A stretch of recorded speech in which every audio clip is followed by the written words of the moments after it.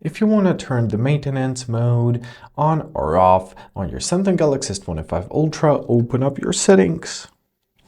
Then scroll down to your device care section. After that, find your maintenance mode. There it is. So to activate it, simply press turn on. Now you have to restart your phone. Press restart, enter your current PIN, and press continue.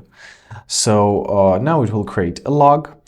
Normally takes about 2 minutes, and after the log is created, your phone will restart in maintenance mode, and we can safely hand over our device for maintenance.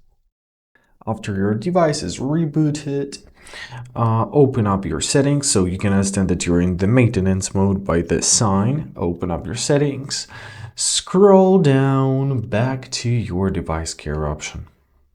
Then find your maintenance mode, press exit, press restart, enter your current PIN, press continue, and your phone will be rebooted in a normal mode. And basically that's it. I hope this video is helpful. Thank you so much for watching, have a great day, and please consider subscribing to our channel.